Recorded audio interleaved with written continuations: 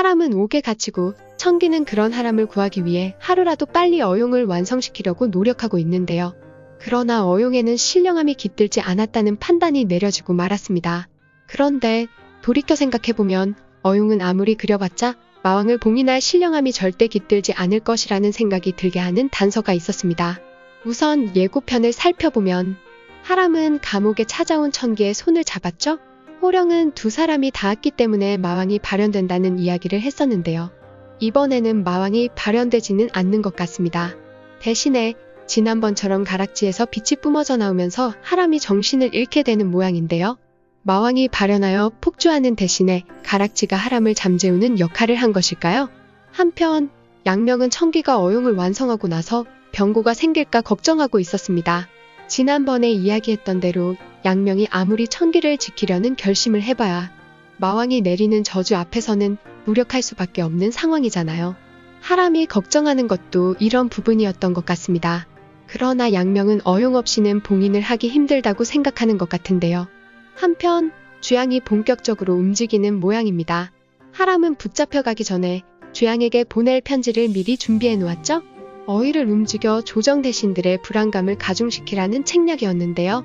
하람의 책략은 정확히 먹혀 들어간 것 같습니다. 주양은 직접 하람을 찾아와서 마왕을 자기한테 넘기라는 제안을 했는데요. 과연 하람은 주양에게 마왕을 넘기고 마는 것일까요? 저는 하람이 주양에게 마왕을 넘기지는 않을 것 같다는 생각이 듭니다. 하람의 목적을 생각하면 하람이 그런 판단을 내리지 않을 것 같다는 느낌이 드는데요. 하람은 주양과 미수를 비롯해서 아버지 하성진을 그렇게 만든 모든 이에게 복수를 계획하고 있죠? 주양이 마왕을 얻게 된다면 하람의 계획의 변수가 너무 커지게 됩니다.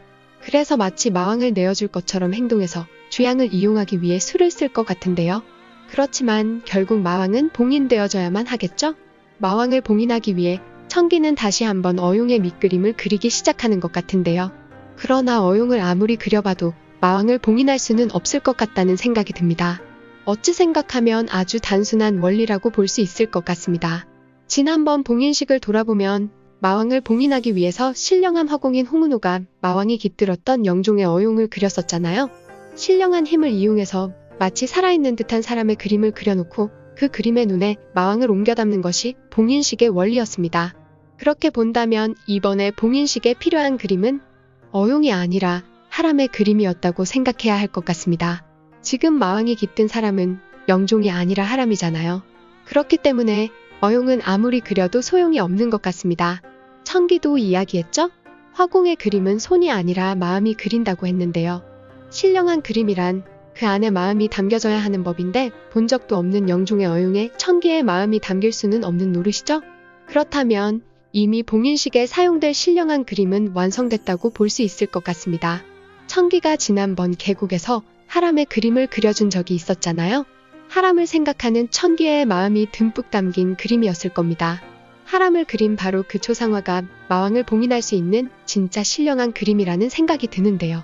여러분의 생각은 어떠신지 댓글에 많은 의견 남겨주세요. 여기까지 드라마 언니였습니다. 시청해주셔서 감사합니다.